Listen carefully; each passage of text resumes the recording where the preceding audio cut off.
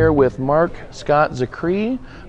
He is a writer for many television shows. He has written a book, The Twilight Zone. Well, tell me what you. Well, how about you tell me what you've done, since you know better than I do. I know me better than you do. Basically, when I was a kid, the three shows that made me want to be a writer were the original Twilight Zone, the original Star Trek, and the original Outer Limits. And so when I got out of college, I wrote a book called The Twilight Zone Companion to teach me how to be a writer, producer, and TV. And the book has gone on to sell 500,000 copies. It was nominated for the American Book Award. It's had a very major effect on television in terms of people reading it when they were teenagers and becoming writer, producers in television. And so I've sold over 100 scripts. I've been on a lot of different shows. Actually, that sounds like a book I should pick up, because it'll probably help me with my podcast. Yeah, probably so. And so I've written for Star Trek The Next Generation and Deep Space Nine and Babylon 5 and Sliders and Forever Night and Beauty and the Beast and the new Twilight Zone and on, and done a lot of pilots. And I'm here at Worldcon because I'm currently nominated for the Hugo for a new episode of Star Trek called World Enough in Time that I co-wrote, executive produced, and directed, starring George Takei. Oh, that sounds fantastic. Now, tell me a little bit, if you can, tell me a little bit more about the Star Trek project, because I saw the club table. It didn't seem like it was an actual Paramount project. No, and it's a fascinating story because, as I mentioned, I've written for the official versions of Star Trek, the ones at Paramount, and right. I came up with an episode called Far Beyond the Stars for Deep Space Nine, in which the characters all went back to the 50s and they were science fiction writers. It got a lot of attention. I'm very proud of it, but I never got to direct. On all these different shows I've been a writer-producer on, whenever I said I wanted to direct, my boss would always say, well, next year.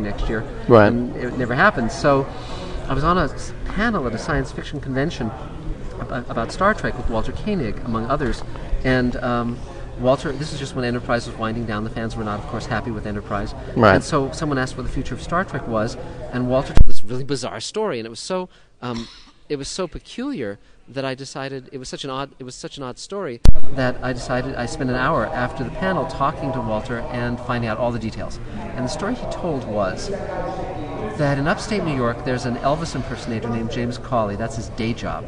And he makes his own costumes. And because he's a really good seamster, William R. Tice, who was the costume designer on both the original Star Trek and Star Trek The Next Generation, hired James to do some freelance stuff on Star Trek The Next Generation, and they became friends. And because William R. Tice was a department head on the original Star Trek, he was carbon copied on everything.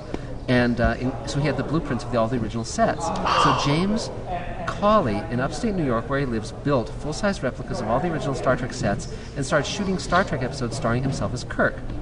Now, fortunately, he teamed up with a guy named Doug Drexler, who did these effects. His effects for the first few episodes. Doug at the time was doing the effects on Enterprise, so this was a brilliant effects guy.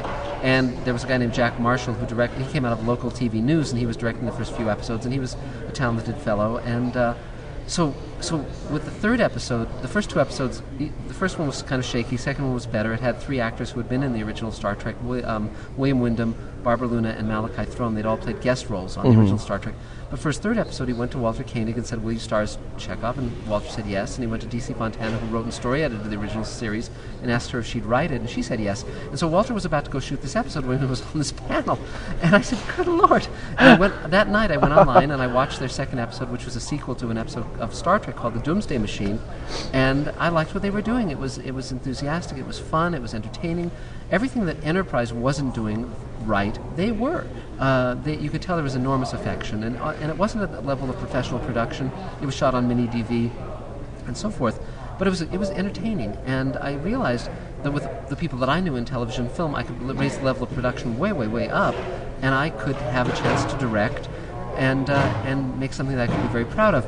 But more than that, 30 years earlier, Star Trek was going to bring back Star Trek as a TV. Paramount was going to bring back Star Trek as a TV series. It was called Star Trek Phase 2. Right, and that eventually turned into the original movie. That's from right. My understanding, that was supposed to be the pilot. That's right. But probably one of the reasons why it was such a crappy movie. Yeah, but Paramount spent a year building sets and buying scripts. And at that time, my friend Michael Reeves, who had written who later would write for Next Gen, and he's the writer who brought me into TV in the first place.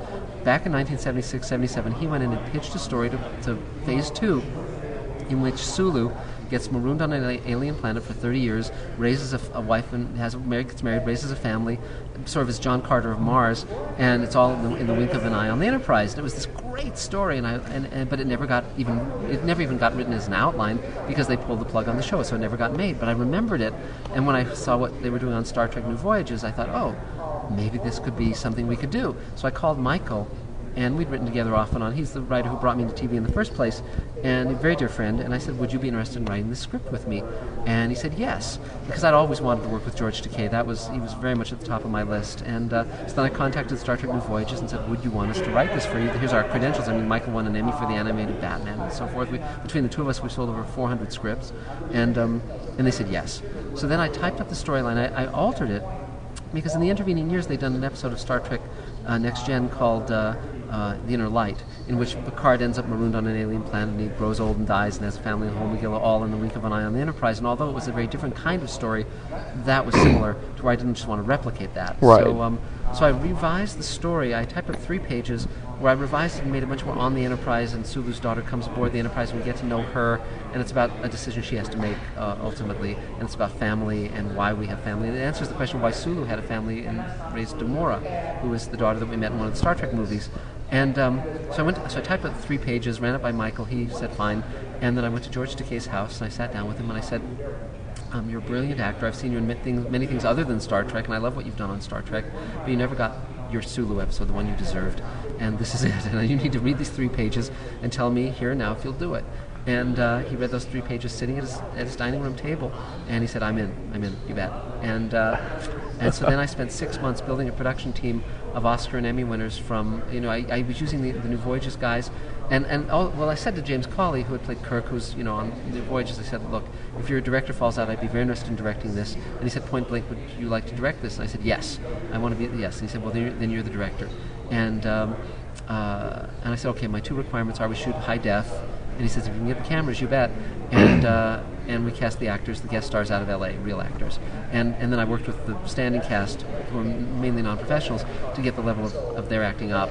And then I called all my friends in Hollywood. I called my friend Ian McCaig, who designed Darth Maul and Queen Amidala, and has been my cover artist on the Magic Time novels that I've been writing. I said, hey, you want to design Barbarian Sulu? And he said, sure. And so he designed the look of Barbarian Sulu and Sulu's daughter, Alana. And then my storyboard artist came right off Spider-Man 3. My effects guys are all Emmy winners. They run the Dave School in Florida, but I knew Ron Thornton from Babylon 5, which I wrote for, and from Trek. And so it was this A-team of people if I were doing a feature, these are the guys I would go after. Wow. And so 6 months to build that team. We shot 9 days in upstate New York. On the Enterprise sets, we built the Excelsior in L.A. and Chatsworth and shot that for the wraparound part of the story, and we shot green screen in LA. And then one day with the effects team in Florida, so it was a 12-day shoot and a year of post-production because there's 700 effect shots. Oh, whoa! But when I was shooting in New York with George Takei, I said a year from now we're going to be in Japan at Worldcon screening this to an audience of 1,000 people, and you're going to speak in Japanese, I'm going to speak in English. We'll show the episode subtitled in Japanese, and a year later that's exactly what we were doing, and now it's 2 years from when we shot, and we're nominated for the Hugo. So it's been quite a ride. Oh God! Well, that is I'm not going to say that's not a Cinderella story, but that is certainly one for the books. Yeah. I mean, just one little spark, and you got this whole conflagration Yes. of creativity, and that's fantastic. Yeah. And the cool part is that it's streaming online. I mean, the other reason I did it was because they were getting a larger audience with Star Trek New Voyages than Enterprise was getting. Millions and millions and millions of people. And so I knew, our motto when we were shooting was no studio, no network, no problem.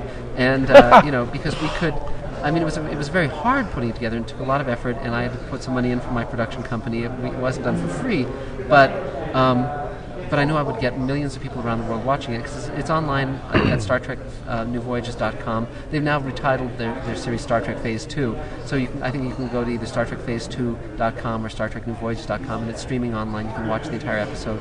Of course, those websites will be on our website. Yes, and I'm very proud of it, and also it's now been seen by all the movers and shakers in Hollywood, and they love it. So now, I met with Damon Lindelof last Monday. He runs Lost. He co-created that show, and he's happy to be helpful in terms of anything I want to do. And so there's a show I'm going to be put up as a writer-producer on in the next few weeks for the Sci-Fi Channel. We'll see if I get hired, but certainly with the Hugo nomination and this as a showpiece, it doesn't hurt.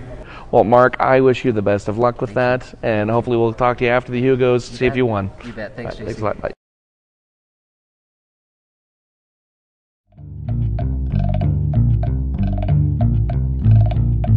I scream and shout so you can hear. I tell you that the end is near. I still can't stand, I still can't think. You win me with my favorite drink.